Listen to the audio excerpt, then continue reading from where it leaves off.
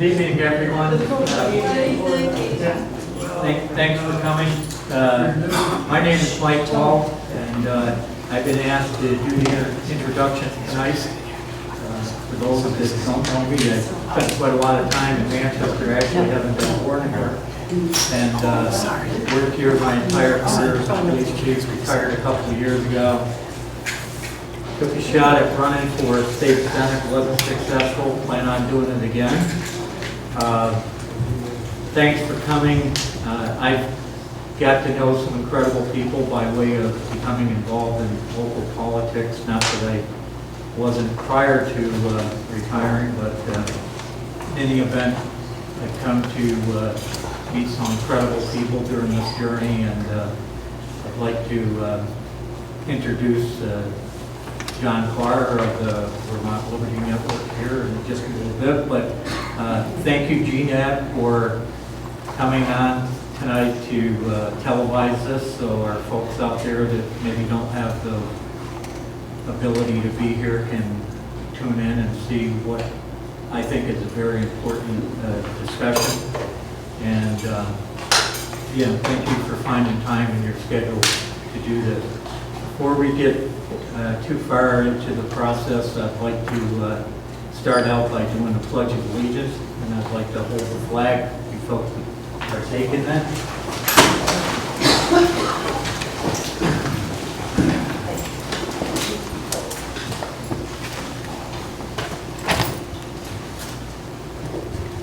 I pledge allegiance to the flag of the United States of America and to the republic for which it stands, one nation, under God, indivisible, with liberty and justice for all. Thank you. Yeah, it wouldn't be right to be the Vermont Liberty Network.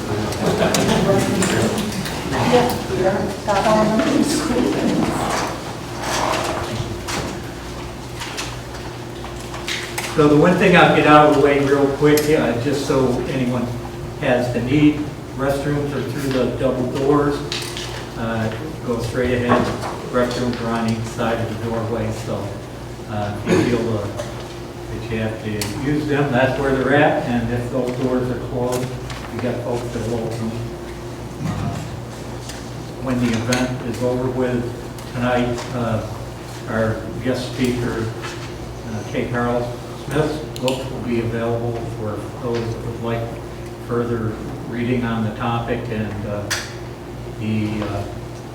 thing that I need to touch on, which I probably wouldn't have never done this if I hadn't run for public office, but when I ran for public office, the one thing that I found was really, really critical was I never had any idea how expensive it was to do these kind of endeavors and do a political campaign. So if you would consider giving donations to either the Vermont Liberty Network, the Manchester-Bennington County Republican Committee, or Kay Carl Smith, that would be great as well, because these kind of events do take a lot of money, and as we know, a lot of people out there buying for that sort of thing today.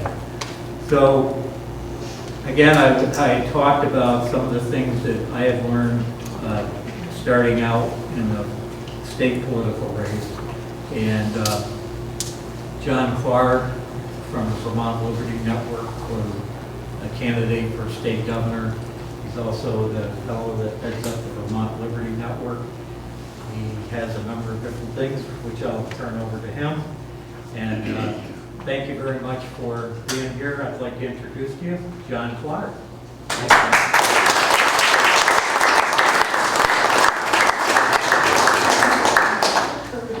Thank you for having me, and thank you, Michael. Yeah.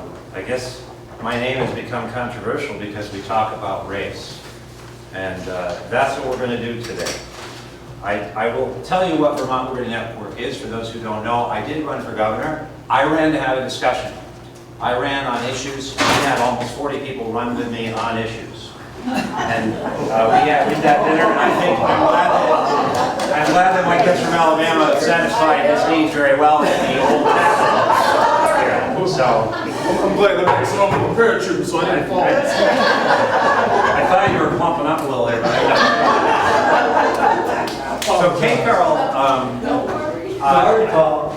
because this conversation, actually, if you look at my articles on Vermont Digger and otherwise, I mean, I was actually a card-carrying member of the National Lawyers Guild, if you want to look at that. I mean, I'm a walk away. You know, I voted for Obama. I'm a person who's fought race all my life. But I don't believe in the Black Lives Matter movement. I do not support critical race theory. And we have not had a conversation for about 4 years now. We have BLM all over our schools and all over the state by a one-sided conversation. And those people who advocate those ideas should be able to treat us with civility if we disagree and show us why those ideas are okay. And that's what we're talking about. And it's not fair for Kay Carl Smith to have to answer for Vermont. He's a national speaker. He was supposed to come up as part of my campaign effort, and then COVID came. So we did a Zoom call thing, and we didn't get to do this human being thing. So it's really nice that we can all have this respite to just talk. And it's really important that we try to be civil to both sides. And so this is a conversation about that. And what I was intrigued about by the Frederick Douglass Republicans is, as an old white guy, he was one of my heroes. I was raised by him. What's this Frederick Douglass Republicans? It seemed almost oxymoronic. And so this guy's going to explain what that is and why these constitutional ideas that are represented by the flag have served us well. And before we throw them away for a newfangled utopia, maybe we have a good old free speech conversation about what's entailed. So in order to keep these ideas going after the campaign and all these other people that we supported, I formed Vermont Liberty Network. I don't know that I'm running again for anything, but we've brought voices to the table.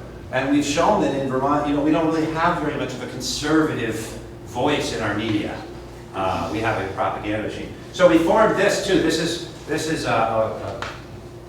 Vermont Liberty Maple Syrup. This is a Jersey cow with a Liberty Bell on her neck. This is celebrating Vermont's tradition. And our motto is nothing sweeter than Vermont Liberty. So if you want to wear a shirt, this is a way not to deny the episodes of racism in Vermont's history, but shall we deny our abolitionism and those of our forebears who fought for liberty and fought in the Civil War very much. So it's not been balanced. So we're going to have a balanced conversation. So Kay Carl has come to talk about that. I've got some materials here for people with some references to some books to read. I've studied critical race theory and this stuff for a long time. I studied it in law school. And now a theory is being thrust upon us. I'm going to read briefly from some materials. I just want to, you know, some people say, well, I don't believe they're segregating students in our schools. Yes, they are. And if I'm wrong, then I'm happy to be wrong. If you're going to segregate children based on their skin color that they have no control over, you better have some science to prove this is going to be beneficial to them. Kind of like the eugenics movement. Remember how it came out of the progressive academia? You know, we're gonna save the human race. We're gonna get rid of these people, these Vermont white people and these Vermont Abenakis who are so poor. Or the Nazism movement, or we could talk about lobotomies. Remember the science of lobotomies? How great that? We all laugh today. But tens of thousands of lobotomies were performed. And if you questioned it at the time, you would have been screamed at for not helping those people. And there are a lot of black people in Vermont who agree with me that this critical race theory, which looks at the one issue of race as the determinant of your life's outcome, all right? That's where it's like eugenics, comes from the same place, you'd better prove it. And the science doesn't prove it. So it's built on this idea that everybody has subconscious prejudices, and therefore, because we all have subconscious biases, the entire American system in history is one of white people oppressing black people because we're the majority, all right? The problem is that that's not true. The science also shows that those subconscious biases do not necessarily, by any means, translate into explicit acts of racism. So just because there are racial disparities does not mean that it's due to an active effort by white people to oppress black people today. And if you're going to say it, if it's true, I will be the first, many of us will be the first, to try to redress those grievances and those imbalances. That's what affirmative action is about. Nobody in this is against that. And we've been painted as right-wing extremists, but what we want Vermonters to understand is these are the values of Martin Luther King. These are the traditional values of liberal democracy that are under threat. Because critical race theory says that the Constitution itself is a tool of white supremacy, that free speech is something that should be cast aside. And so the 14th Amendment, they also would cast aside, because the only way to redress systemic racism is to have a new discrimination against white people to benefit black people. Everybody with me? This is critical race theory. This is in our schools. Aaron Kensvater is a liberal UVM professor who's leaving there and has been trying to warn people as a behavioral psychologist, this is a really difficult and horrible thing to do to young people. To tell them that because, so this is what we say, well, we don't want to talk, they don't want to talk about history of racism, they say. Of course we do. Look at where we are, we've been talking about it for years. It's the other side that doesn't want to talk about any other ideology than this one. It's the difference between saying Americans had a history of white supremacy at one time and saying that you children are still practicing it. If you can prove it's true, fine, but you can't. And that's the conversation. So when they say it's not happening, just look at the materials, it's not necessarily happening statewide. This is decided at a local level. And parents want to be involved in the conversation, and now they're being called racist if they ask. No, that's wrong. That's not civil. So I'm going to show you some materials, and I want to show you a contrast before I introduce this wonderful speaker who has such a positive message and calls upon a legacy that we need to, that still brings us together, the Constitution. So this is a book by a fellow named Rajani Edens. He moved to Vermont some years ago. He calls himself a black voice in Vermont. And it's actually in the Essex School Board curriculum. And this book, I have read it, so you don't have to. But this book talks in poetry about this whole idea of the system being stacked. Imagine again what we're teaching black people, by the way. That the whole system stacked against them, what they suffer is a consequence of a deliberate or subconscious or conscious system. Not colorblind. Not all those things that we were taught. That's a pretty horrible thing to teach people. If it's true, okay. But it hasn't been proved, and I'm going to show you this. We're going to show you this, and that's what my articles are about. Here's something I just opened up here. Anywhere you open this book, you'll get something like this. I swear I smoke it day and day just to get why we stay here. I've known the word N since before I seen daycare.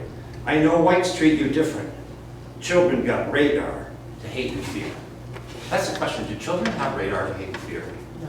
So what I'd like to ask in this conversation is why we're teaching this guy. I'm not aware that he has any credentials in anything. I don't know what his college education is. Not that that's the sole requirement in life. Because we see what comes out of colleges. We see critical race theory and eugenics and lobotomies coming out of colleges. Untested, like a new virus, a new vaccine. Why are we teaching him in school? What are his qualifications as a critical race theorist? Did he go to law school? Does he understand John Rawls and social justice theory? Does he understand Pol Pot and how eliminating one's own history and culture can have deleterious consequences for children? Why aren't we teaching Thomas Sowell? Thomas Sowell is a black conservative. Heaven forbid a conservative. He must be a racist. I think Thomas Sowell, like K. Carl Smith, and you can make your own judgments, care very much about eliminating racism in this country. As conservatives, care very much about black lives. But let me tell you folks, Black Lives Matter is not a platitude when it has capitals. It's a political organization. And if you put MAGA all over the schools in a state and MAGA all over the place, a right-wing message, it would be a violation of the First Amendment. It would be a violation of the state. It's already happening in Vermont. Nobody can understand. Why don't you care about black people? A lot of black people do not support Black Lives Matter. A lot of black people do not support destroying the Constitution. A lot of black people do not support abortion and destroying the traditional family. A lot of black people think that liberals have destroyed the black family in their altruistic babysitting for them through the 70s. That's why they have no fathers. Now, Thomas Sowell is a magna cum laude, graduated Harvard, Marine. He's written over 50 books. He's an economist. He's brilliant. If you haven't looked at him, look at him. Read this book. Here's a black man to show you that it's a horrible thing to say that race is the one problem. Fatherhood is a bigger indicator. Here in Vermont, you want to look at why people are dying of COVID or why there are income disparities. Guess what? White people are likely to be richer than black people in Vermont. They're also likely to be older. If you look at old and young people in Vermont, there's going to be a huge wealth disparity because that's what happens, right? Does that mean we're discriminating against poor people? No one's saying not to look at the statistics, but to take a one-issue lens to all statistics. Call all our police racist because they've arrested black people dealing fentanyl coming up here from down south without looking at where they're from. This is an abuse of statistics, and Thomas Sowell proves it. Why aren't we teaching Thomas Sowell in school? Why do most of the people in the Black Lives Matter not know who he is? How about read his other book, Black Rednecks and White Liberals? Why don't we quote Malcolm X, who would reject this, who said nobody abused the black man more than the white liberal. It seems to be happening again. But all I want is this. I want to have a conversation, and I want those who are going to experiment on children's minds, like some kind of Huxleyan, Orwellian, Anthony Burgess, okay, Clockwork Orange, reprogramming to get rid of the systemic racism that you haven't even proven existed yet. They've got a long way down that road in our schools. And 20 legislatures around this country are talking about banning this for the exact reasons I'm talking about.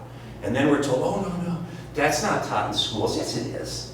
Oh, no, that's just right-wing extremists. They don't want to talk about race. Yes, we do. Yes, we do. This guy's going to do that. So thank you. I'm sorry. We're very passionate about it. Many of us feel very much that we're going backwards in race relations with it. So we're creating resentment. And then when we see it, we go, oh, look, it proves they're racist. Heaven forbid you disagree with BLM. That's an ideology. You as a white person either confess that you were a racist, and then you get to be in the religion, or you don't, and then you get attacked and called a racist and a Nazi, even if you got black kids and you're black yourself, even if you're Abenaki. BIPOC is in our statutes in Vermont. Black and indigenous people of color. Who are the Abenakis in the room? Everybody here can claim to be an Abenaki, get the front of the line and collect an injection or other things solely by saying you're an Abenaki. There's no way to prove Abenaki bloodlines. I am Abenaki. Any more than you can prove who killed 200, 300, or 400 years ago. You can't trace the bloodlines, you can't trace the grievances. The way forward is what's always got us here. So that's the message. That was quick for me. He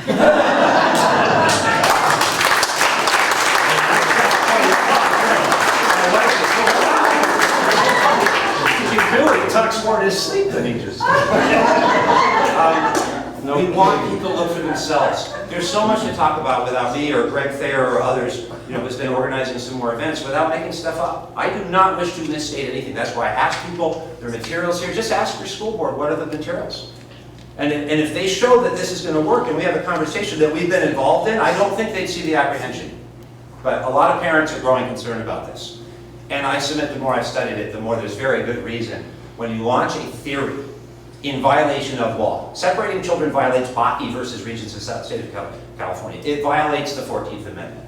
It violates everything Martin Luther King taught us. When you look at all these things, they'll say, oh no, it's not really being taught. Critical theory, Black Lives Matter, critical race theory are all the same precepts. Weigh everything against Martin Luther King. And what did he say? To judge people by what? So we're judging children by the color of their skin. And the more you look at this stuff, the more you will see that what Raji's saying. There's a poem in here about hacking a white family to death with machetes. And it says, till there's nothing recognizable but the blood. Why not? It's only fair, isn't it? This is about seething resentment and hatred. No forgiveness. And critical race theory does not even propose a time when we're going to get to perfect equity. Thomas Sowell, the Quest for Cosmic Justice, a breakthrough book in 1991, I believe. Every time you implement new equities, you create new inequities and you take away equalities of opportunity. When you give people COVID funds solely for being black, even though they might be a millionaire and there's a white guy next to him, that's not equitable. And somebody doesn't seem to be able to understand this. You can't have it both ways. And Thomas Sowell shows us, I refer to him over and over again. Just read the first chapter of Thomas Sowell's Discrimination and Disparities. You will be equipped to know why. There are some serious questions that have to be answered before this theory displaces our laws. Thank you very much. Sorry.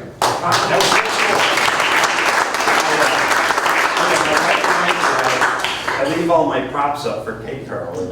He's tripping over things. I have some free bumper stickers if you want to further the positive conversation. I am so excited to introduce Kate Carl Smith. He is the founder of the Frederick Douglass Republicans. He is humble, he is passionate, he is informed, and I think he's going to entertain you as well. And I hope everyone here leaves positive, because that's what I think this breath of fresh air from Alabama, who brought all this heat with him.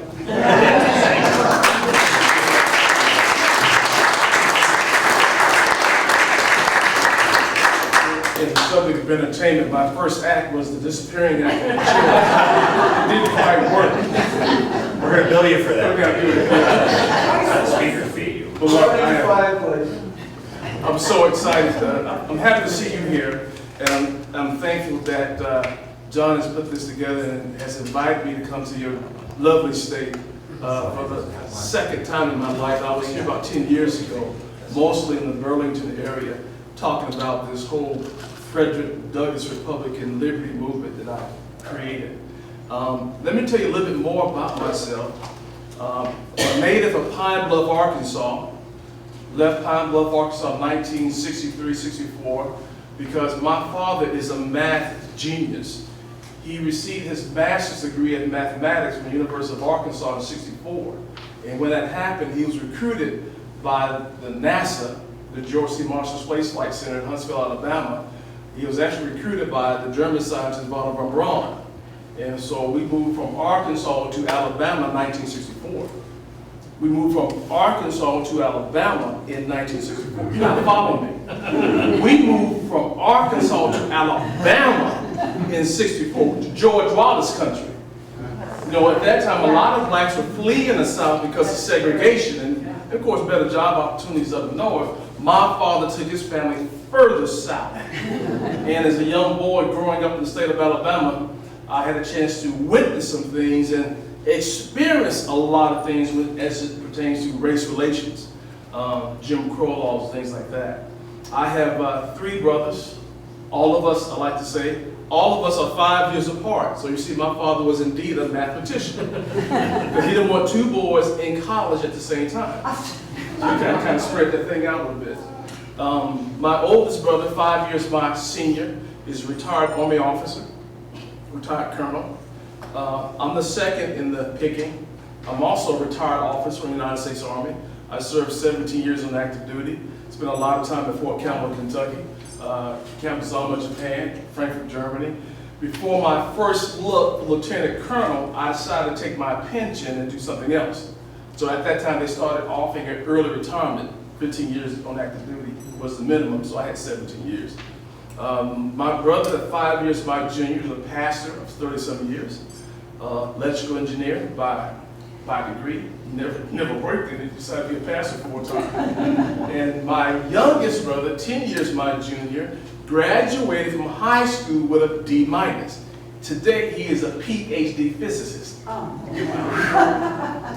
I always brag about him because, no, it's not how you start the race that counts, it's how you finish that race. So I come from good stock in terms of science, mathematic background on my father's side. What I want to talk about for the time I have with you, I am going to talk about the critical race theory. That's going to be the second part of my discussion with you. The first thing I want to talk about is messaging. My thing is messaging. I don't care how much you know about the critical race theory, if you don't know how to deliver the message and win the narrative, your message is going to fall on deaf ears. And what I'm saying is, in terms of my political identity, I think most of you probably fall in this category.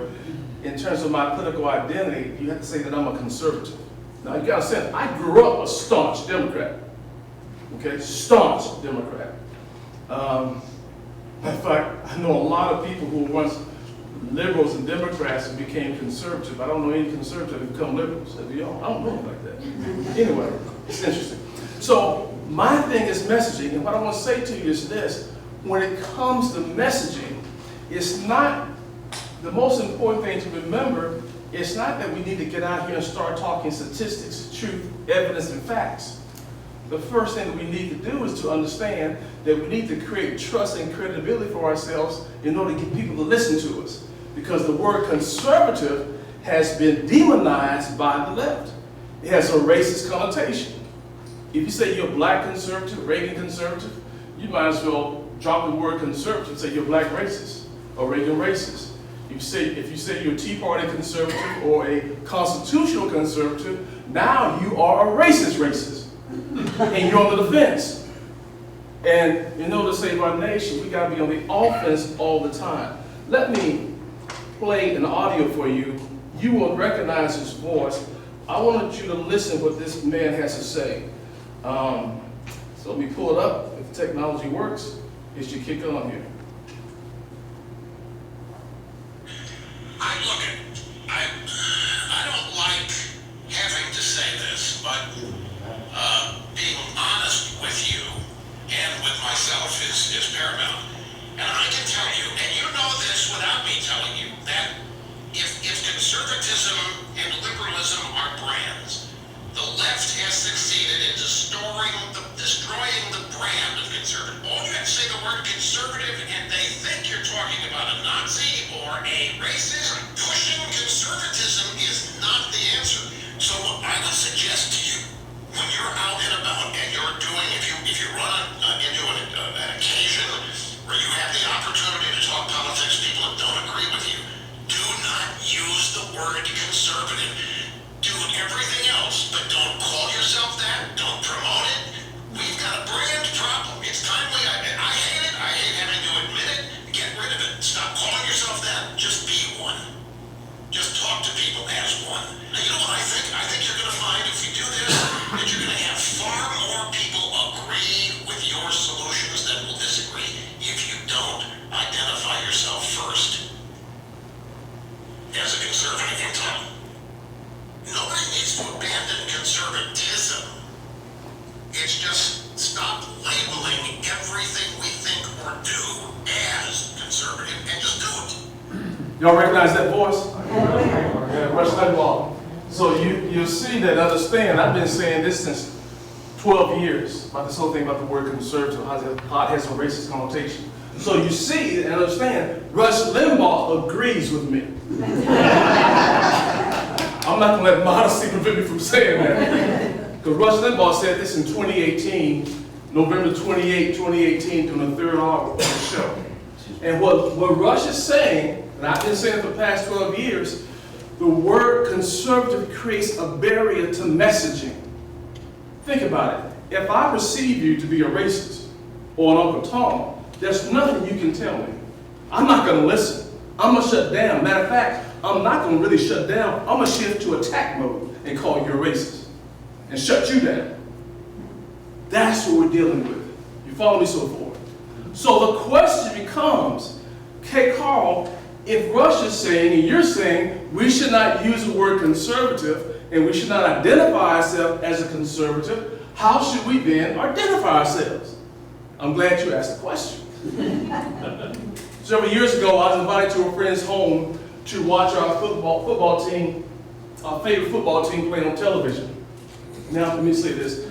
I'm not going to drink this. You're going to look at me at the end. He didn't even drink his water. What I learned is when I hold a bottle of cold water in my hand, somehow my mouth doesn't get dry. I don't know how it works, but it works for me. So several years ago, I was invited to a friend's home to watch our favorite football team play on television. The Patriots. No. College football game. Alabama. Roll Tide. And there were 18 of the 20 blacks who were there. All of them were black Democrats. And that night, the subject of politics surfaced. When I shared with my friends that I was a conservative, the attacks began. They called me everything but a child of God. Uncle Tom, foot shuffler, house nigger. Your parents must be disappointed in you. How could you be doing such a thing? Their insults ran the gamut and went on the entire night. The entire night. I went home that night thinking and mostly praying about how can I best articulate my values, my conservative values, in a way where I could win the narrative and win them. Because many of my friends were more conservative than I am, but they won't use that word. So after several months of reading and research, the aha moment came when I created something called the Frederick Douglass Republican Engagement Strategy. So after about a year, after God has perfected that message in me, I invited those same 18 to 20 black friends of mine in my home to watch Alabama play on television. And reluctantly, they all came. And the subject of politics surfaced once again. They said, okay, Carl is a conservative. I said, wait a minute.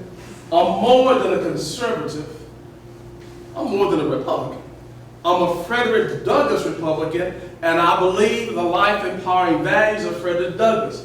Respect for the U.S. Constitution, respect for life. I believe the limited power of government, economic prosperity, free speech, school choice, women's rights, the right to keep and bear arms, religious liberty, legal immigration. When I shared that with them, after I told them I was a Frederick Douglass Republican, all of them started talking about how they were a Frederick Douglass Republican too. It worked. It worked. For the first time in my life, I had the confidence, the knowledge, and the skill to trump the race card, pun intended. Pun intended. Tonight, when you leave here, you're going to know how to win the narrative. You're going to know how to better engage your family members, your friends, and people who may not look like you regarding the importance of liberty, our Constitution, our fundamental principles that establish this nation. You're going to know how to trump this race card by leveraging the life and writings of the person who I believe is the greatest liberty messenger in the history of our country, Frederick Douglass.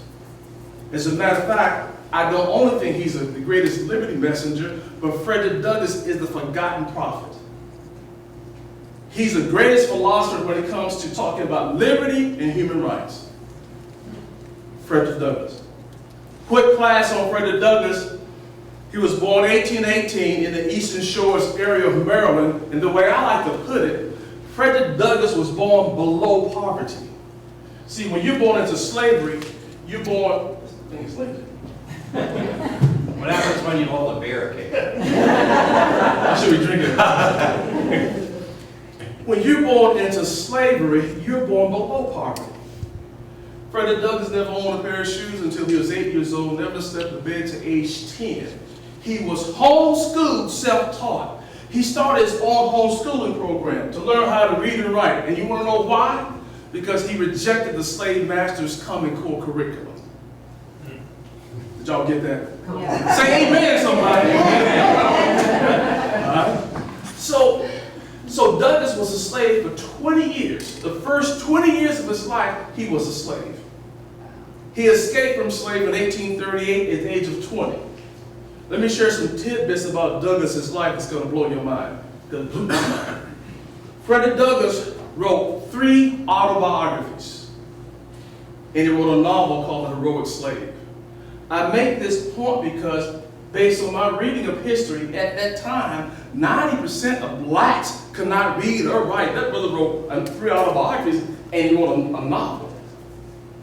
Frederick Douglass was an advisor to 5 Republican presidents. Most folks don't get a chance to meet one president. Douglass was an advisor to 5 Republican presidents. Let's go through them right quickly. Abraham Lincoln, Ulysses S. Grant, James Garfield, Rutherford Hayes, and Benjamin Harrison. He had 0 days of formal schooling. Frederick Douglass passed away in 1895 at the age of 77. He died of a massive heart attack. Follow this. When Douglass passed away, he had $300,000 in savings. $300,000 in savings back in those days. Today, that's over $10 million today. See, he began his life as a sub-0%. I can make the case, since he was getting that free stuff on a plantation, slave master clothing, slave master food, slave master inadequate health care. I can make the case Douglass was a 47%. He died of 1%. The reason why I leverage Frederick Douglass when I go out and talk to inner city youth about success, when I wear my motivational speaking hat, I leverage Frederick Douglass all the time because no matter which victim category that the left try to put people in, no one today in this country can out-victimize Frederick Douglass. Your excuses go away. Douglass wrote 4 books. I said, I can at least write 1. So the life of Frederick Douglass is, in fact, inspiring. He is, to me, America's greatest American dream story. Now, that's the life of Douglass. When it comes to the writings of Frederick Douglass, his literary legacy, that's what gives us the leverage as liberty advocates to win the narrative and trump the race card and find common ground with people regardless of their political label. Let me give you an example.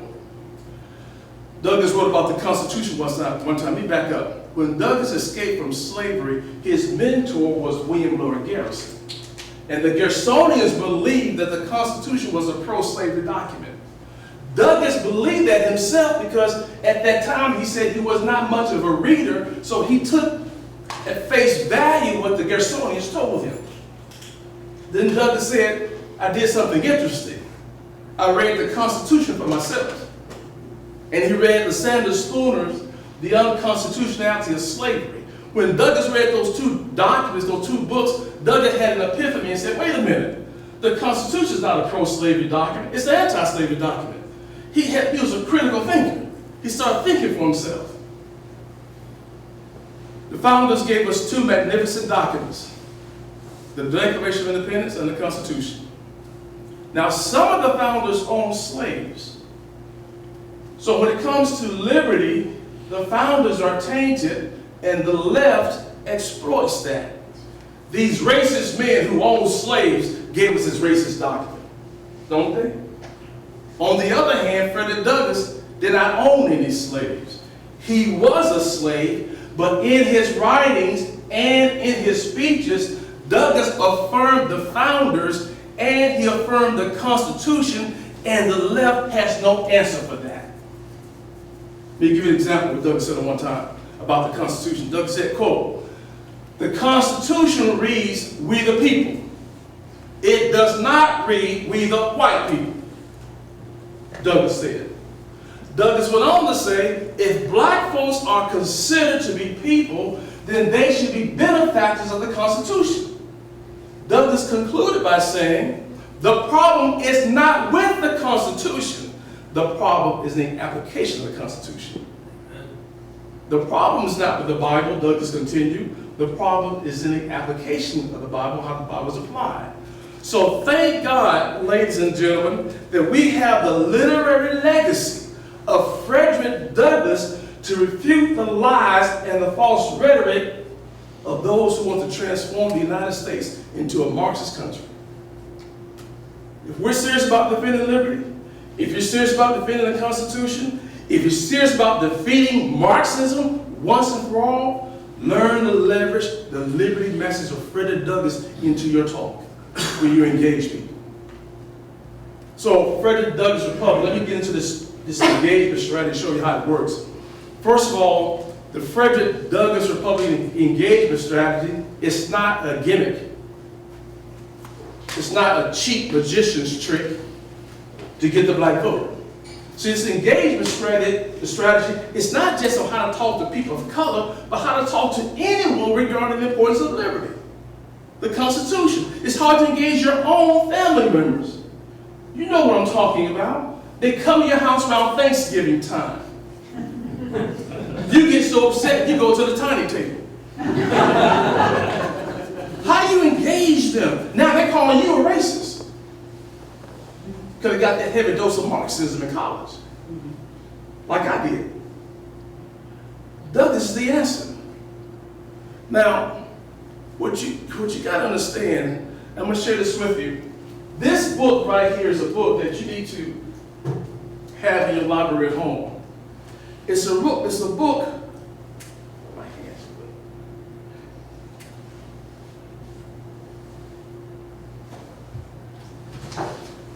It's a book written by this black guy. His name is Manning Johnson. This book was published in 1958. The book is entitled Color, Communism, and Common Sense. Manning Johnson reached the high executive level of the Communist Party in the United States. And then when they sent him to Moscow for training, Manning came back and said, wait a minute. Because Manning was disillusioned with capitalism. He felt that communism was the best friend for black folks. And to create this type of utopia. He went to the training, he came back and found out what the strategy was they want him to implement. He said, wait a minute, this is not what I thought it was going to be. So Manning Johnson writes this book, telling it all. And a few years later, He died in a serious car accident. They said there was no foul play, but who knows? Manning Johnson. There are some things in here that Manning talked about that we're seeing today. You know, when somebody opposes or disagrees with the critical race theory, they're going to call you a racist. They're going to call you a fascist. They're going to call you a hater. Manning talks about that. You see, you got to understand, when Karl Marx wrote the Communist Manifesto, his argument was to pit the have-lots against the have-nots. A class fight. So when the communists came to the United States, they found out that strategy didn't work over here. You know why? Because you can be poor one day and rich the next. You're not stuck in a class if you apply yourself. So that classism strategy to destroy America from the inside didn't work. So what did they decide to do? They had to shift gears. And they started using what? Race. Why? Because race doesn't change. This whole critical race theory, all it is, I read it from front to the end. At the bottom of it, all it is a communist Marxist agenda to create racial strife and animosity to destroy America from the inside. That's all it is. Karl Marx, Frederick Douglass. I want to share something with you too. In 1963, a congressman out of Florida by the name of,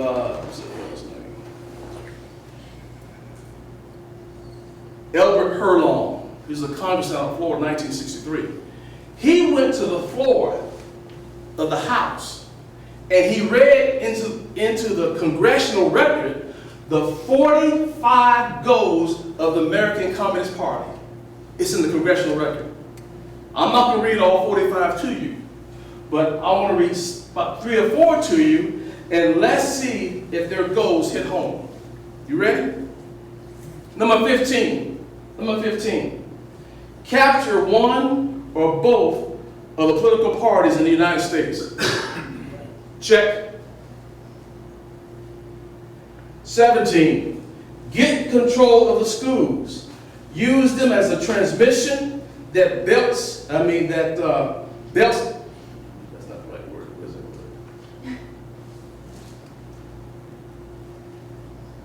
I'm trying to read this right. Hold on a second. I have my glasses on. Yeah. That transmits the positive aspects of socialism and current communist propaganda. Soften the curriculum. Get control of the Teachers Association.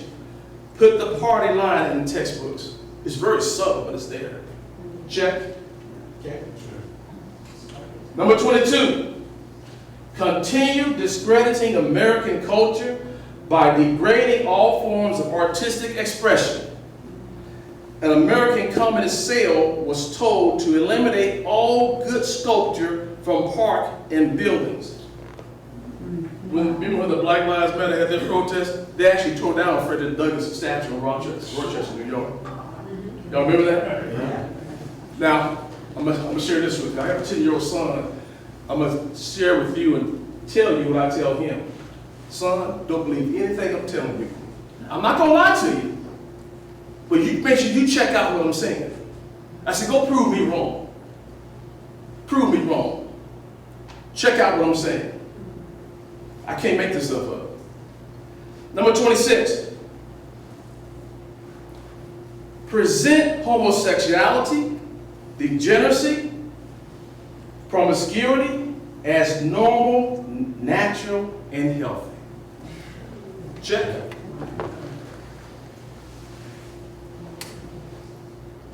(42). This is the last one. Create the impression that violence and insurrection are legitimate aspects of the American tradition that students and special interest groups should should rise up and make a united front to solve economic, political, and social problems. Remember the demonstrations in the streets? Yeah. Check. You mentioned Black Lives Matter. I didn't mention this the other night. Let me share some about Black Lives Matter with you. when the whole situation with George Floyd was on television, and I saw that, I was terrified, I was horrified. So I went to the BLM website. I was gonna make a donation. I went to the website, but as part of doing my due diligence, I go through the website, I want to hear what it's all about. When I read on their website, and it's not up there now, they took it down, but I took a screenshot, I got it. If you want me to see your copy of it, I will. On their website, they said, quote, they want to destroy the nuclear family. It's on the website now. What do you mean by destroying the nuclear family? Well, destroy the whole concept of father, mother, children. And then it says on there, the leader of the BLM is a trained Marxist. I said, wait a minute. So here's what I learned. The BLM name, that's a magnificent marketing strategy. I agree with the concept that Black Lives Matter. I disagree with the organization. Right. They didn't get my money. See, that's a trick question. Somebody asks, do you support Black Lives Matter? You may be thinking you're talking about the concept. It's a trick question. You got to say, look, all lives matter. All Black lives matter. From the womb to the tomb. I disagree was on your website. They took it down. They took it down. That should be telling us something. So I couldn't go along with that. Let's get into the CRT, critical race theory. The best way to destroy and defeat Marxism, which is Marxist agenda, and the critical race theory is by leveraging the liberty message of Frederick Douglass. We're in a fight. There's a world title fight happening right now. In one corner, you got Karl Marx. In the other corner, we better have Frederick Douglass. Karl Marx and Frederick Douglass were both born in the same year, 1818. Douglass was born into slavery, oppression for 20 years. When you read and study Karl Marx's life, Karl Marx is the poster child for white privilege. There are some BLM young people that go to my brother's church that I attend. I'm having this conversation with them. I said, so you all despise white privilege, don't you? They said, yeah. I said, why is it that the philosopher or the philosopher, the person you following, is a poster child for white privilege? And you following that.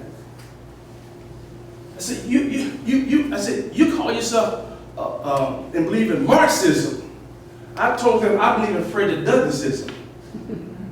And they won't know what I'm talking about. And I started sharing what Douglass said about the Constitution. And they came back and said to me, well, the Constitution, it referred to the 3/5 clause, right?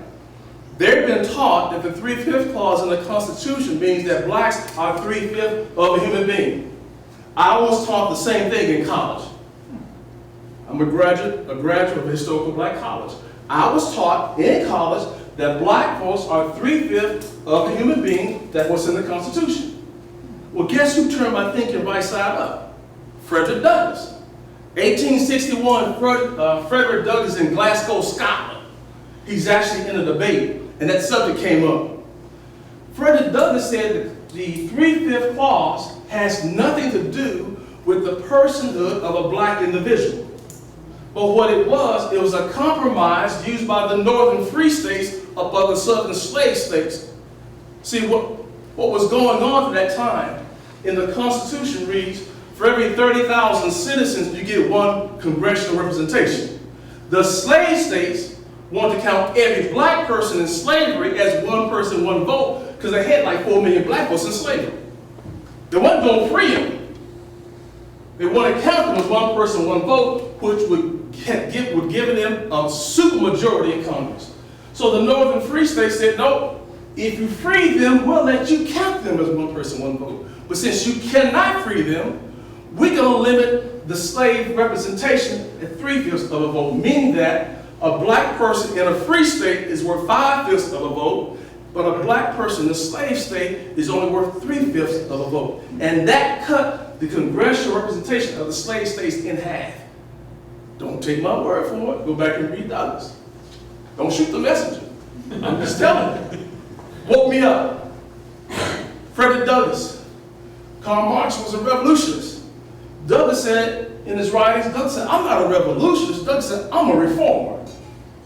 I believe we should keep the best that we have, but make it better. Frederick Douglass. Good friend of mine, Raphael Cruz, Ted Cruz's father, told me a story because Raphael escaped from Cuba, the Communist Party, Communist oppression in Cuba. He told me a story that when he was in kindergarten, Fidel Castro would send the soldiers out to the schools and go into the classroom. And they'll stand in front of the classroom and tell the children now, our children now, put your head down, close your eyes, and pray to God for some candy. So the kids did that, closed their eyes, put their head down for a few minutes. Then the soldiers would say, raise your head, where is your candy? Then the soldier said to him, put your head down again, close your eyes, and pray to Fidel for some candy. And quietly the soldiers would walk around to each desk and put some candy on the desk. Raise your head, Fidel will give you your candy. What that's doing, that's changing the private worship of people from God to government. Douglass wrote about that. Douglass wrote about that. What you're going to hear me say, if you don't get anything that I'm saying tonight, you got to get this. That the techniques of oppression used by the plantation slave master are identical to the techniques of oppression used by the slave government. It's the same technique. When I went through the critical race theory and trying to understand what it's talking about, there are several assertions that they make, this theory now. They make several assertions. I'm going to cover 3 of them with you right quick. Number 1, that blacks are perpetual victims of white racism. That I'm always going to be a victim. The devil is a lie. Because the God I serve is greater than that. I can't help myself. I need somebody else to take care of me. Because I'm a victim. How do we counter that assertion? We counter it based on the writings of Frederick Douglass. Douglass was in Boston. He was speaking to a group of abolitionists. And he said to them, stop treating black people like they're a special class of people. He said, leave them alone. You did not do anything special for the Irish. Leave black folks alone. Because your interference is causing him positive injury. Douglass was a civil rights leader of that day. And when the Emancipation Proclamation was being signed, technically 4 million blacks were going to be freed from slavery. So they came to Douglass and asked him, what shall we do with the Negro? Douglass said, what do you mean, what shall you do with the Negro? Don't you think you've done enough? You made him a slave. Stop playing mischief with their lives. Douglass said, leave them alone and mind your own business. Leave them alone and mind your own business. That's the first assertion. The second assertion, and I was really shocked to see this, but not really.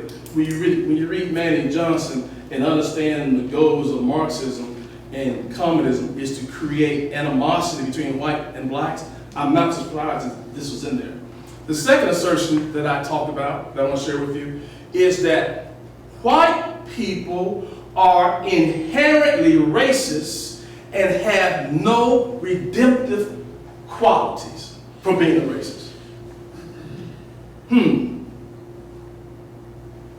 That white people are inherently racist.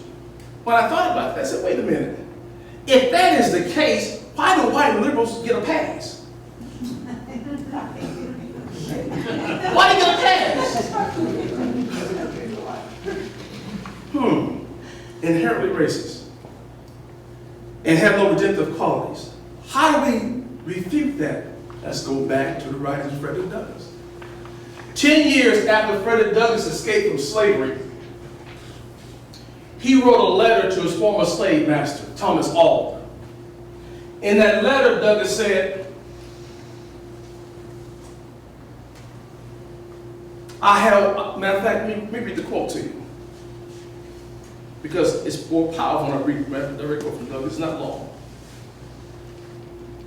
He said, quote, I entertain no malice towards you personally.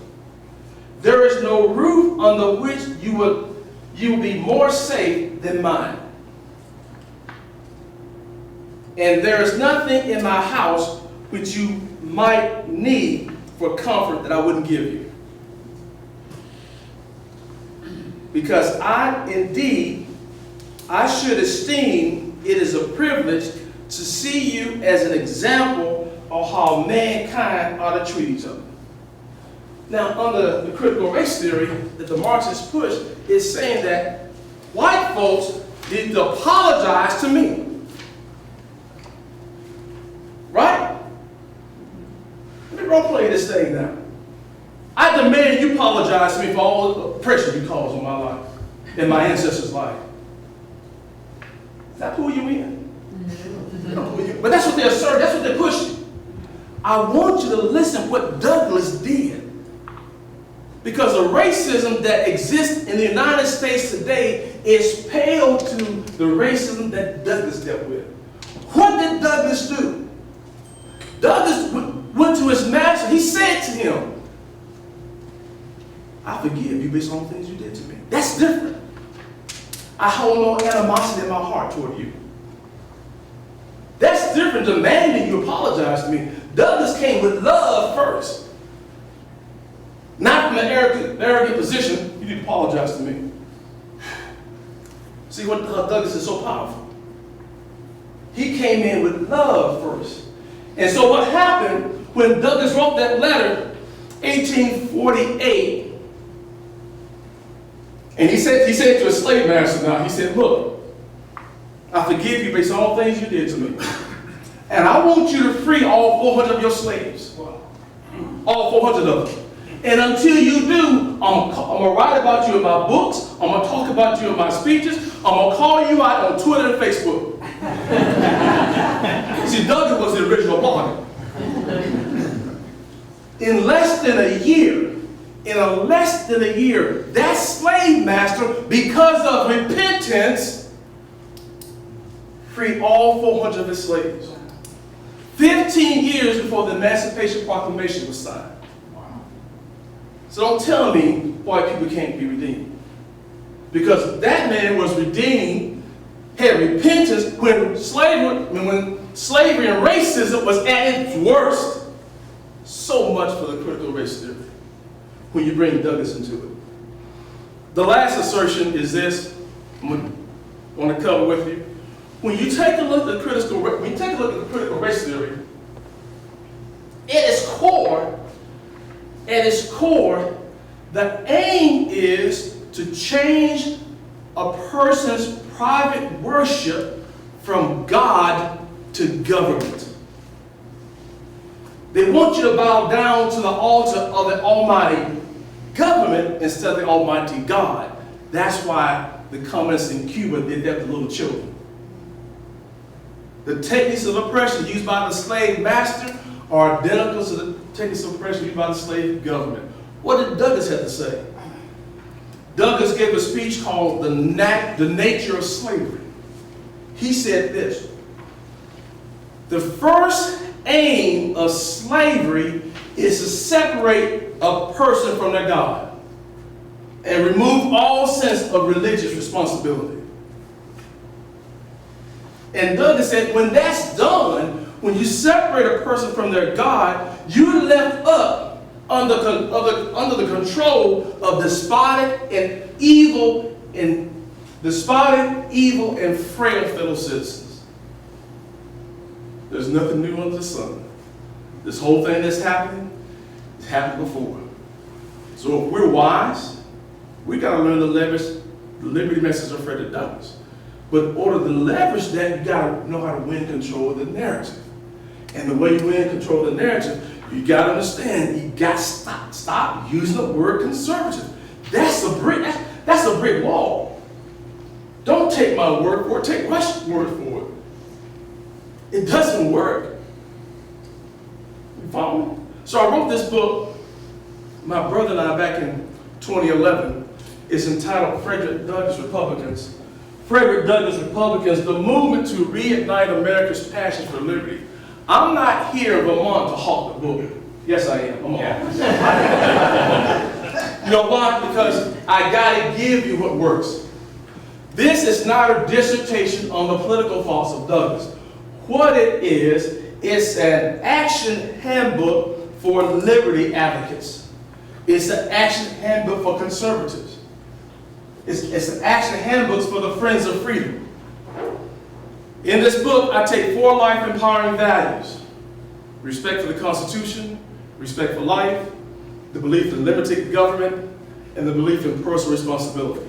And I give you 5 quotes what Frederick Douglass had to say about each one of them. Because see now, we got to become Frederick Douglass liberty ambassadors by leveraging him.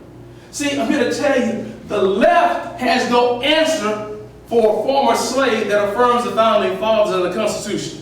They had no answer for it.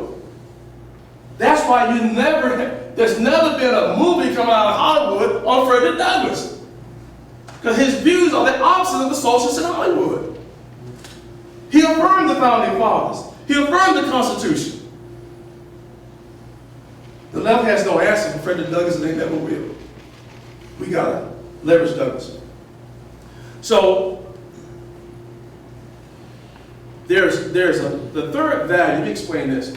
In the book, the third life-empowering values, I don't call them conservative values, they're life-empowering values. We don't use the word conservative, right? They're life-empowering values. The third one is the belief in limited government. I don't say it that way anymore.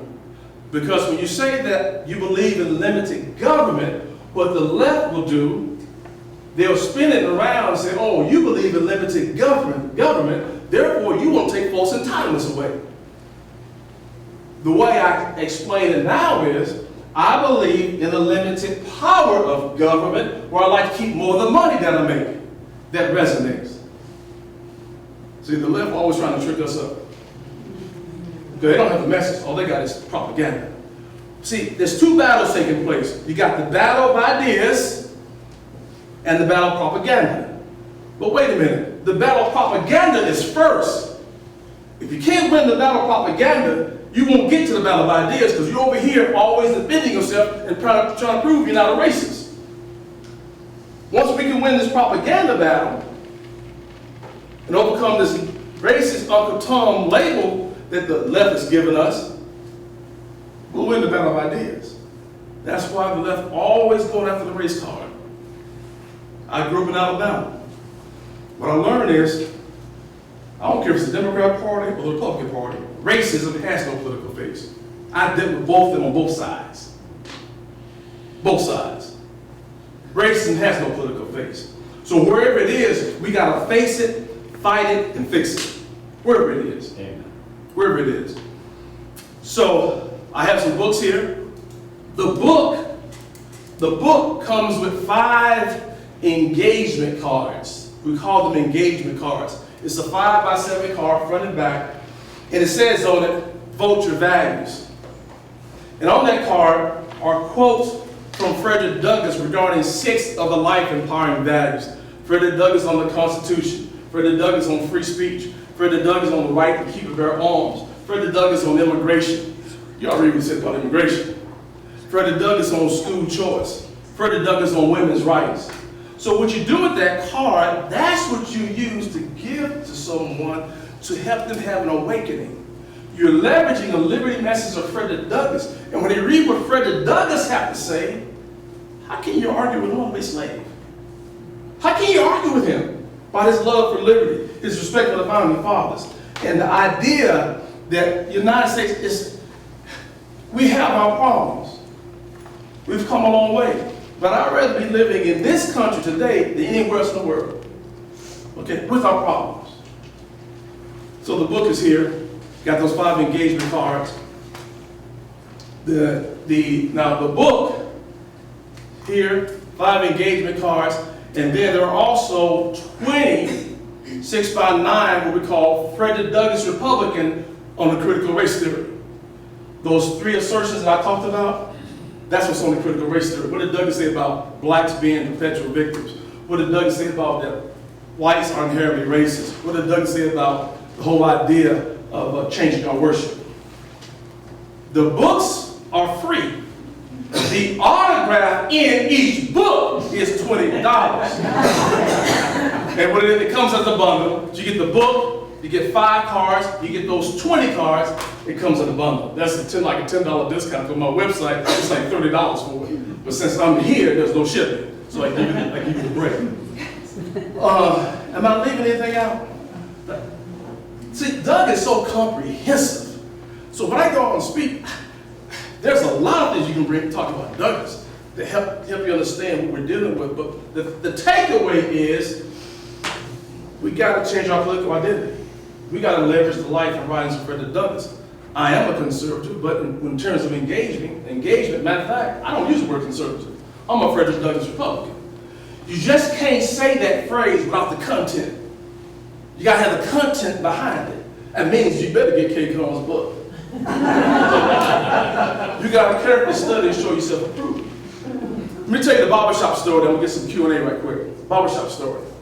So, after God had perfected this message to me, this Frederick Douglass Republican engagement strategy, the first person I tried this on was my brother, 5 years my junior, the pastor. So we grew up in a staunch Democrat family. I said to him, I said, you know, Frederick Douglass was a Republican. He said, what? Frederick Douglass was a Republican? I said, yeah. So you a Republican? I said, I'm more than a Republican. I'm a Frederick Douglass Republican. So I sat him down. He went through 6 months of training under me. He read all the Douglass autobiographies. He read the Constitution. What's that book? Can't think of the name of it right now. Old age? Old age. Federalist Papers. He read the Federalist Papers. So after about 6 months of training, and I talked about the 3/5 clause, his claim that was the 3/5 clause in the Constitution. I showed him what Douglass said. He had awakened. So I said to him, let's go to Atlanta. See, in my organization, we produce one of the T-shirts we produce. We got 2 powerful T-shirts. One of them says, got a picture of Frederick Douglass. It says the original badass Republican. but the shirt I had at that time is a shirt that has 3 bold letters on it. FDR. It's not who you think, Frederick Douglass Republican. So I said, come go to Atlanta with me. See, we're from Birmingham. I said, come go to Atlanta with me. Let's wear these shirts. He said, what? Let's go to Atlanta. So we went to Atlanta. I'm driving. He had no idea what was going on. I pulled up in front of a black barbershop. I said, get out. Go inside the barbershop. I'll be back in 2 hours to pick you up. He said, what? I said, man, go inside. You got to trust that what I'm teaching you works. Go inside the lion's den. I'll be back in 2 hours to pick you up. I came back 2 hours later. He got in the car. I said, well, how did it go? He said, man, this thing works. I said, what happened? What happened? He said, he walked into the barbershop. There's about 12 or 13 black guys in the barbershop.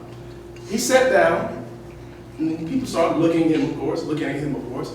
And 2 guys said to him in unison, are you a Republican? He said, I'm more than a Republican. I'm a Frederick Douglass Republican, and I believe in the life empowering values of Frederick Douglass. And he went to those life empowering values.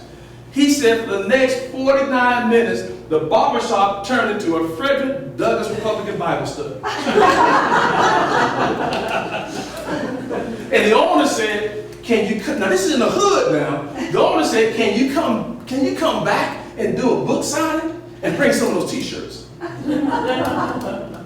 What I'm sharing with you, this whole strategy, this is a transferable skill.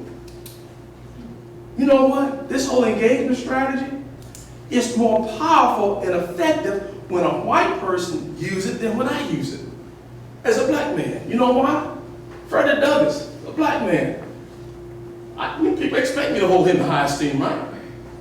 But when a conservative, who we hear through MSNBC and CNN, they're racist, when you from your heart, and you got the content to say, I hold Frederick Douglass in high esteem, and I agree with his life and power and values. Matter of fact, I'm a Frederick Douglass Republican. You just took control of the narrative. This is not a gimmick. God gave me this message. I didn't make this up on my own. When I started becoming more politically involved and engaging, I didn't know what to do. I had to learn. I had to be taught. I was taught. Now I'm able to teach it and share this with you. I need to get to the Apostle Paul piece. I need to share this with you. This is important. I'm not here to push my faith, but when I take a look at the life and the ministry of Apostle Paul, there are some things we can pull out of that to help us today. Because when you really think about it, the Apostle Paul, he was a diversity engagement strategist.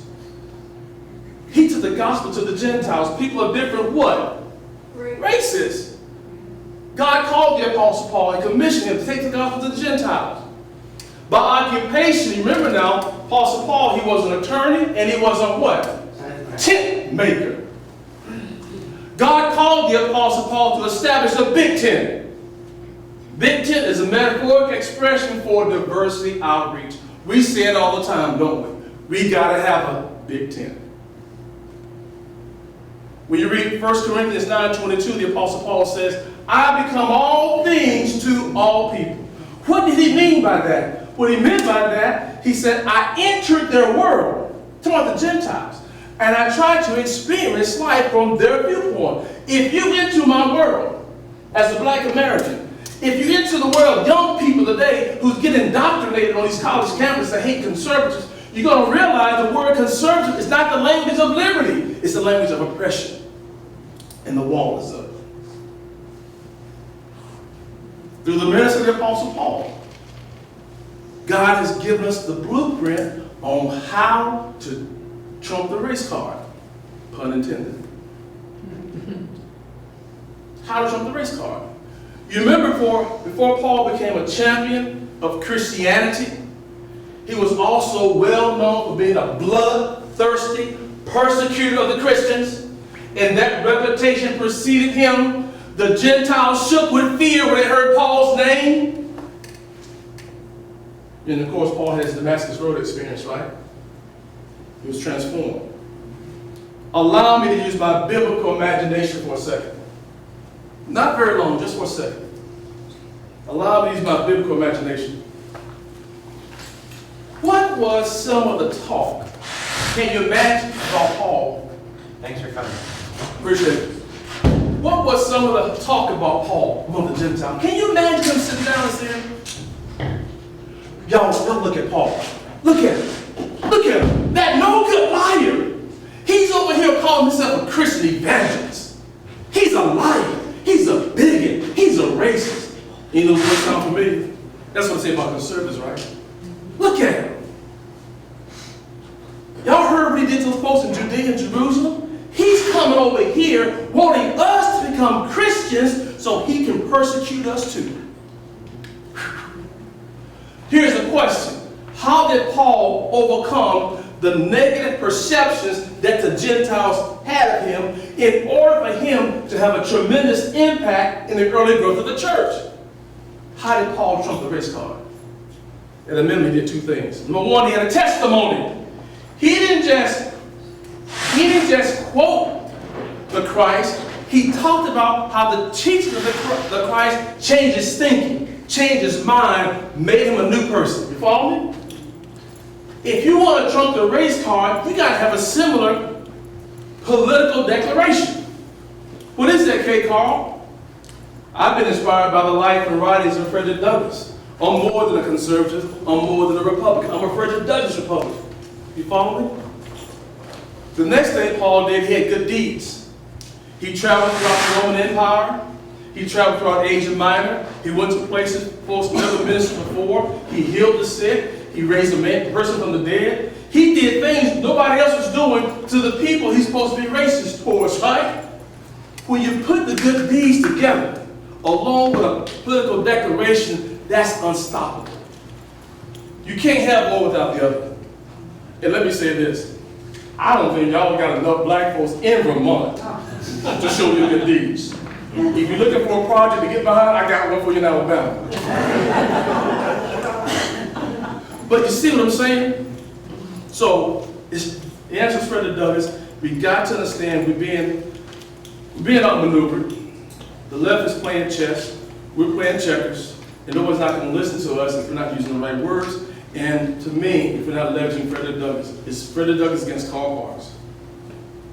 That's where we are. The message of liberty versus the message of robbing our God-given rights and putting us under control of the government. That's what it's all about. Totally opposite of Douglass. So thank God we have this legacy of Douglass. What are your questions?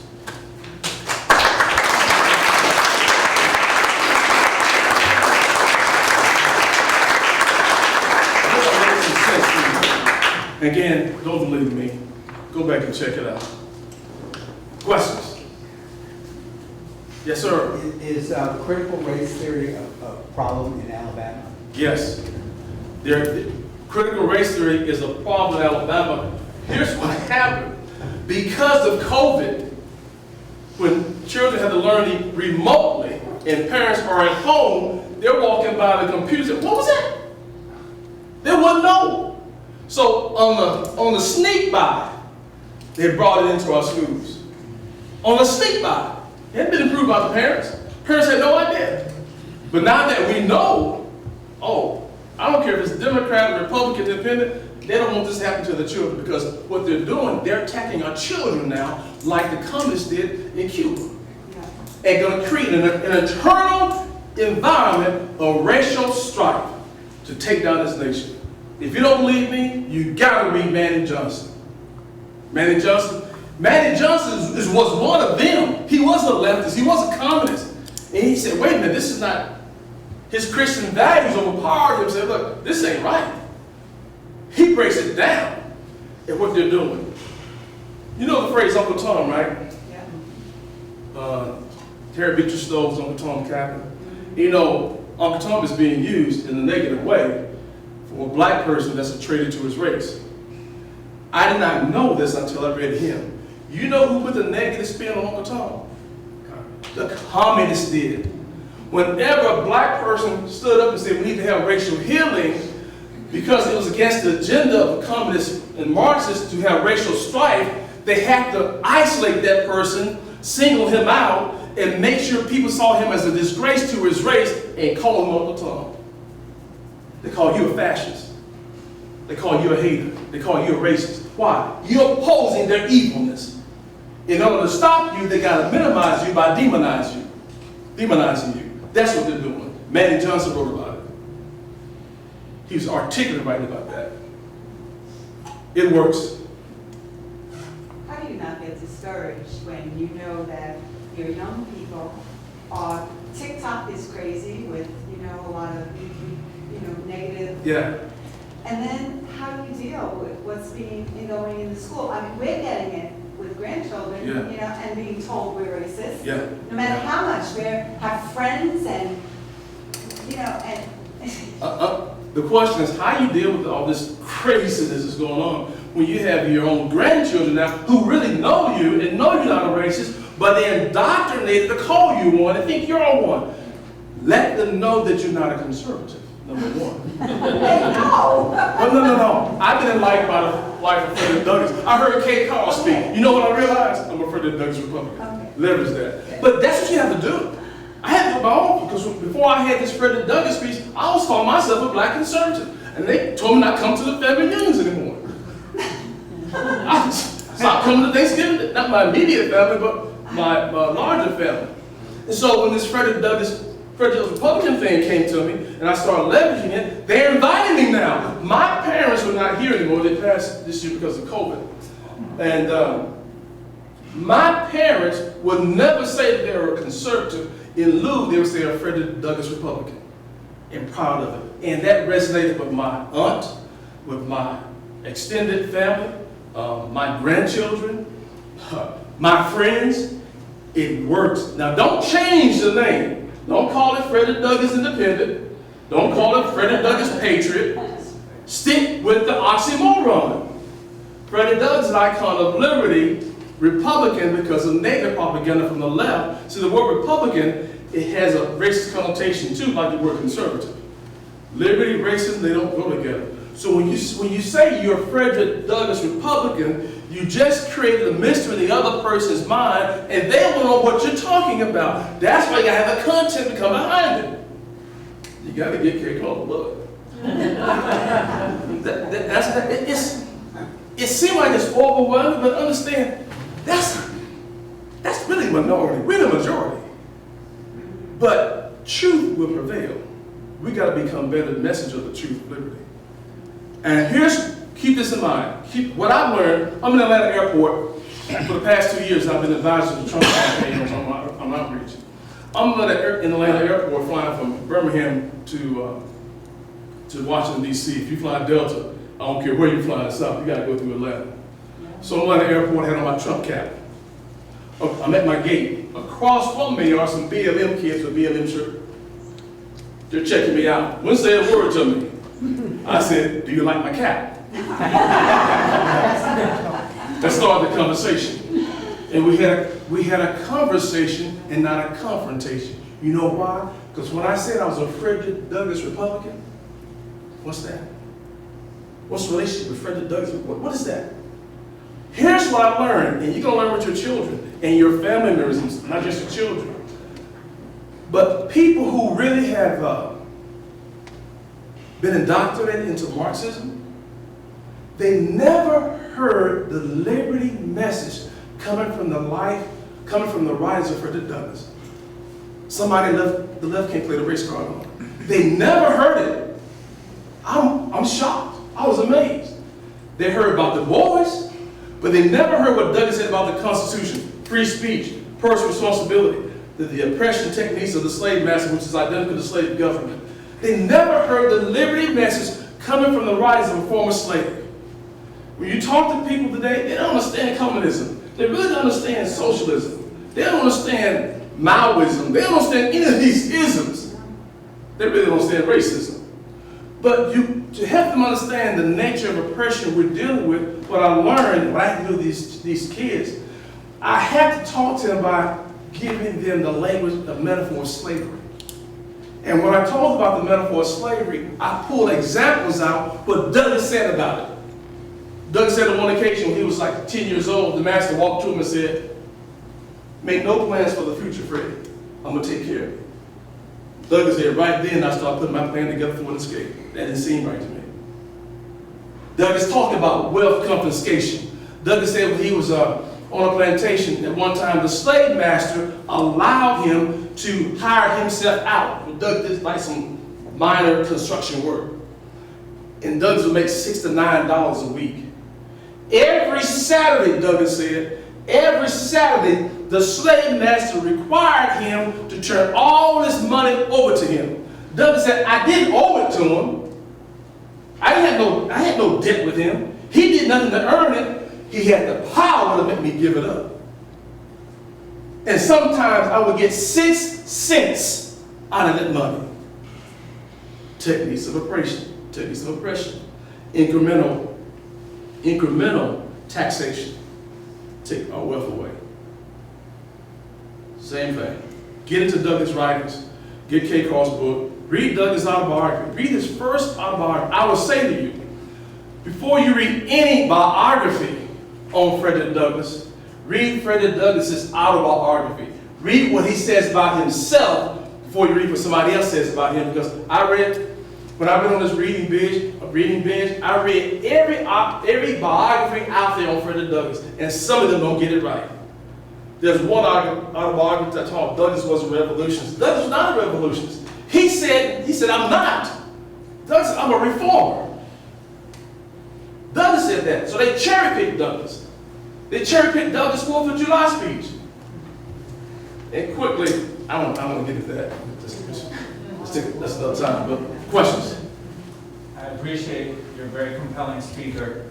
I found we have a teenage son at BBA, and we have very interesting conversations, and I found it effective to engage him from his side, to understand what he's saying. So what I'm going to ask you to do right now is, I'm aware of critical race theory. I don't know exactly if it's being taught around here, directly in Manchester, I mean, but are there elements of it that do make sense, and why would teachers here go along with it? You see what I'm saying? Because we're like, all their teachers are educated people. They educate that most of Marxists. But we went to a liberal college too, Yeah. but we come to this because I want to hear this, because I see it and I agree with much of what you're saying. But I would like to hear what your perspective would be from the other direction. Is there elements of it that are good, or I guess what I'm saying is it's a little more nuanced than everything is wrong. And that's what I found with my son, because he's coming from the opposite direction, arguing what you're saying, like the opposite of what you're saying. And I'm like, no, I don't agree with what he's saying. So I need to find that balance. Personally, for me, when I read the critical race theory and I drew from it that tell me I'm a victim for the rest of my life, I need somebody to take care of me, that stopped me right there. When I read that my white friends are inherently racist and they have no redemptive quality and there is no God, I don't need to read anything else. That stopped me, because that's the essence of oppression and slavery. Just those two. And so I will never tell my son that you're a perpetual victim of white racism, because the God that you serve is bigger than that. If there's no God, there's no exodus from Egypt. So I don't have to go through the whole thing. Just those two enough. There's enough that should shake you up and say, look, there's a problem. Now some of these, I know a lot of these teachers. I got family members who they have a Marxist orientation. They never heard Douglass. Never heard it. I shared it with them. And they have no awakening, but they're stuck in the system. They don't want to shake it up, because they're going to lose their job. Could I? Yeah. Could be like wrestlers and tag team that are. Sure. Because specifically to your question, you asked a very good question. Someone asked it the other night too. How can our teachers that we trust get this far? They're smart. They have college graduate degrees. And I would say, so do the eugenics people. So do the lobotomy people. There is science there to support what they're saying. And I've been writing articles about this. One I have recently on True North Reports is called CRT and Eugenics. It shows from Mother Jones that we don't all act on our subconscious conscious. So what I said at the outset was, okay, who's the burden on to prove that it's going to work, just like eugenics and other things? And so what I'll answer to you is that it's called critical race theory. It's all about race. That's the number one issue. It is not critical. It has not been critically discussed. We're seeing it right here. So to the extent it proves something, good. I'll agree with it under this system. To assume everything's evil and everything's good. I cannot emphasize Thomas Sowell enough for your son to read. Sounds like a smart thinker. And Thomas Sowell, like K. Carl, is not denying racism exists at all. But he's saying it is not the sole thing. You are not imprisoned by your skin color. We did elect Obama. I did vote for him twice and get attacked for it. What I announced as a Republican, and I don't have to apologize for that. So the answer is that it is also a theory by its own definition. So guess what? The reason the teachers have done it is because they live in an echo chamber with the National Education Association. They have not had a conservative voice at their table. Vermont Digger does not have one single conservative reporter there. Look at it, it's a propaganda machine. They're shocked that we want to talk about it and we must be racists. So the answer is because they've never had the conversation, and if it can stand on its legs into free speech or discourse and not fall like the vampire it is in the sun, then it will be in school. I hear all the time, what about redlining? Oh yeah, okay, there's a fact, right? This is great. Yes, is redlining occurring right now in Vermont? There's a statute right now, H.273, that says that Vermont pushed black people off our land using Jim Crow laws and sharecropping laws that were never practiced here. Who drafted that statute, and why is there a statute saying that prostitution in Vermont was used to oppress black people when it was passed by the suffragette movement? There is an agenda, and I cannot emphasize enough Thomas Sowell. We leveraged Frederick Douglass. I will give you readings of Malcolm X, who said you can't hate the root of the tree without hating the tree. who said he expects everybody to be. Malcolm X, I give you quotes all day long, I spared you guys tonight, about why Malcolm X would not approach critical race theory. How critical can we be with our teachers? Again, totally inviting you to have this conversation. This is the conversation we want to have. And we're being lied about in the media. I'd like to have where the accountability is taking your very good question one step further. Since I spoke in Rutland, they portrayed it as being right-wing Trumpism. They didn't mention that I mentioned Martin Luther King 4 or 5 times and said, I am a big fan of Martin Luther King. When we spoke in St. Albans, same thing. When everywhere we speak and they say, first of all, critical race theory isn't being taught in your schools. No, don't listen to that man behind the curtain. And number 2, they say, these are right-wing extremists that don't want to talk about history and hate black people. Look, or else they question whether Black Lives Matter. We're having a conversation. Thank you. So thank you all, no matter what your view. This is what classic liberalism looked like, remember? When the liberal Supreme Court decisions protected the rights even of Nazis and KKK members to have their views. Those are still protected rights. Now you can't have a Confederate flag. Now you can't have an American flag. Anyway, my family and my daughter have been targeted and harassed simply because I'm asking these questions. Because I like Martin Luther King. Thank you. Sorry, Kate Carl, you can speak. I took an hour. Yes, we'll go here. Try to help out I there. I think hope that was the responsive. teachers, the teachers' union, they're forcing the teachers. If they don't do it, they'll get fired, is my understanding. They have to do, it's like in the businesses, if the employees don't follow what the bosses say, they're out of there. Yeah. When you read Manny Johnson's book, he'll tell you that the teachers have been taken over by the bosses. Yes. That's Manny Johnson talking. The book came out in 1958. Since we're talking about education and your unique, outlook on the connection to Douglass, are they aware, or are you welcomed on college campuses? Who? You. I don't get invited to Oh. college campuses. I don't get invited to do black radio shows anymore. Because I know how not to get trapped. Last show I did was out of New Orleans. This show was so pro-black, I guess liberal, if you want to call it. Before I came on the air, they had Errol Sharpton's show on. So I'm on the air for a whole hour. I'm a military guy. I know how to set up my defense perimeter. Okay? And so during the show, I got 4 calls. Somebody said, you got me thinking. See, the left don't want people to think. You got me thinking. Because what I said to them, I said, the Republican Party is bad, Democrat Party is worse. You got to go where God plants you and be a salt, be a light in darkness. There's no perfect party. So I wasn't there being a apologist for the Republican Party. And then I said to them, so the other call was, where can I get a copy of the book? The first person said, you got me thinking. And the last call was, where do you live? Now, I didn't know what that meant. I don't know if they were going to come hear me speak, or they want to come and get me, so I don't know about that. But the host of the show called me, and these people were they're Democrats. I was a judicial Democrat, just like them. So she said, can I get a hard copy of the book? My mother wants it. She heard you on the air. Because I leverage Frederick Douglass. I leverage Frederick Douglass everywhere I go to help me articulate my conservative values. That's the game changer. When you leverage what he had to say and make it part of your own, that's what gets people to think, and race comes off the table and they'll listen to what you have to say. Because when I was a Democrat, whenever I heard the word conservative, I went to attack mode. Because what? I'm gonna fight racism. Because what? Conservatives are racist, right? I'm in attack mode. I don't care what you say, I'm in attack mode. I'm gonna do everything I can to disgrace you. That's what I was taught. I want to say something to the fellow down there. I went 3 years ago up to a Bernberg meeting at the library. So I sat there and I listened to Mark tell all his woes and whatever. And after that, I started to learn about different things. And the different things were, does anybody know what dumb money is? No. Dumb money is people that put their money in a money market account and go and think that they're making interest money.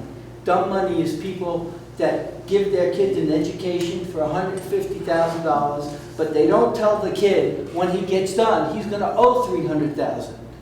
okay? So then he comes out of college, he can't find a 10-cent job behind the counter, and he can never pay it off. And that's what he's talking about, is keeping you in a circle that you can never leave. And this is what happened to our country. I worked for a man, my wife's sitting right there. I worked for him for 2 years, I built a house. I sat next to the president of the World Bank at his daughter's wedding. Okay? His best friends were Bank of America, Chase Bank, JP Morgan. I met them all. And one day I wanted to do something and I told him about it. And he said to me, put down the flag. And I said, what do you mean? He says, before you get up in the morning, there's 12 people on an oval table that make your decisions every day. And he says, when you understand that, he said, you will be much better off. And JP Morgan, Diamond, and Goldman Sachs, and all these companies don't give a rat's ass about you. They only give making your kid a 7% loan that he's going to carry on. And some of you people went to college and you're still paying off your loans. I asked Mark why he wasn't teaching vocational school. The vocational school down in Bennington at Mount Anthony came to him and begged him to bring students down there. 40% of the kids at Burton do not want to go to college. They have no college. But you need somebody to fix your air conditioner. And there's nothing like a person that walks into your house, fixes your air conditioner on a 90-degree day, and you want to kiss his butt.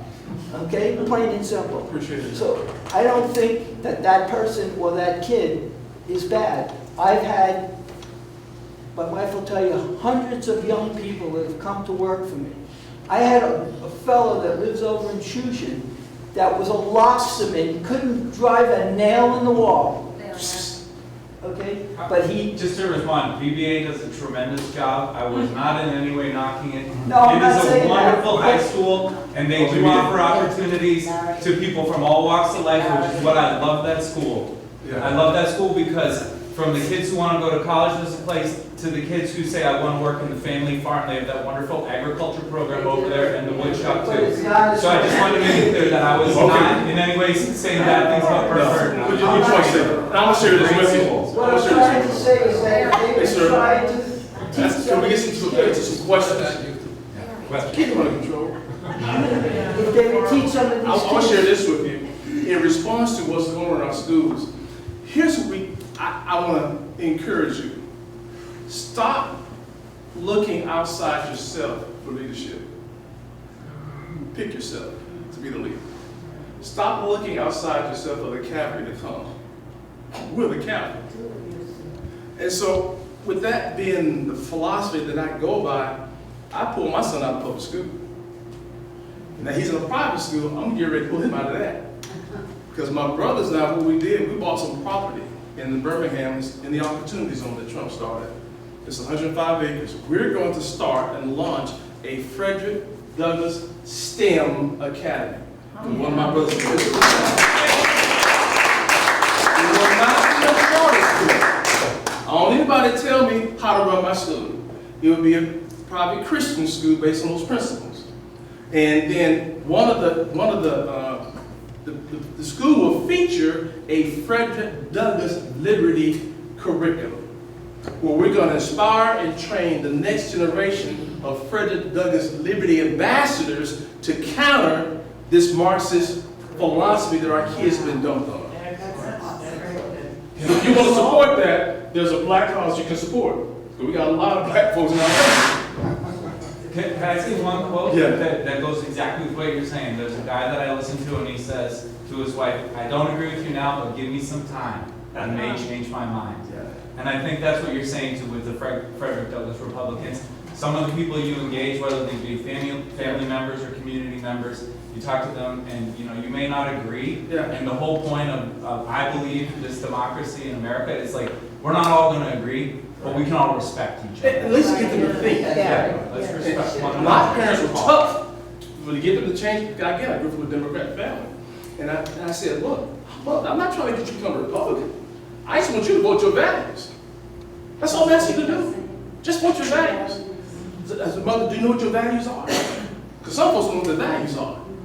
And so I said, Mother, I said, Mother, don't think when you go in the booth, that God can't see what you're doing. He is omnipresent. I said, Mother, it's not about a label.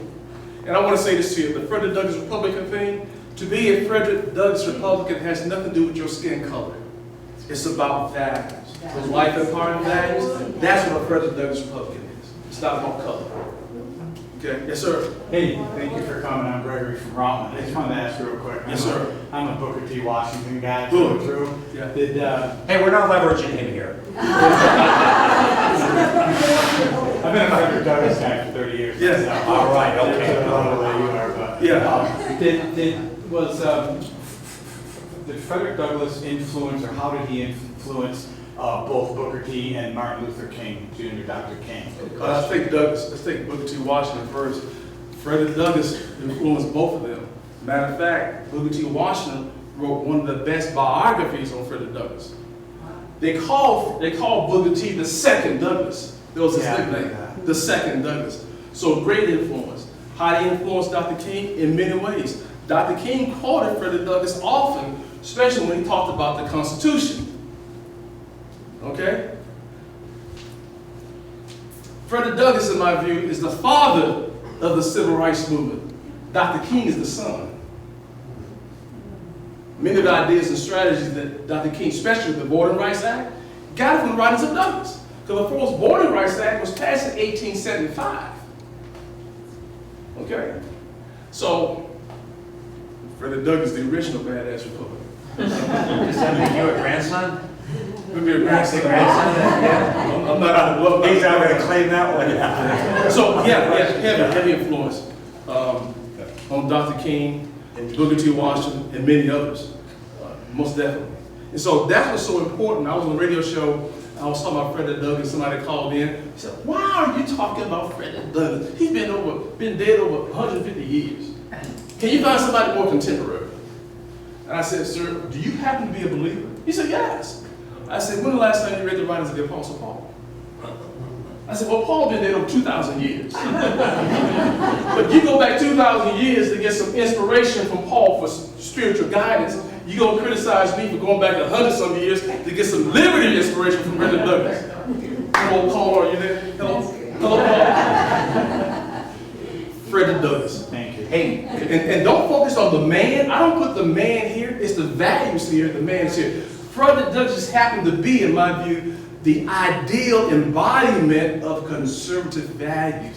And that legacy he's left with us to leverage to help us save our nation and bring some political healing to our families. I'm trying to give you a better Thanksgiving. I appreciate it. Thank you, sir.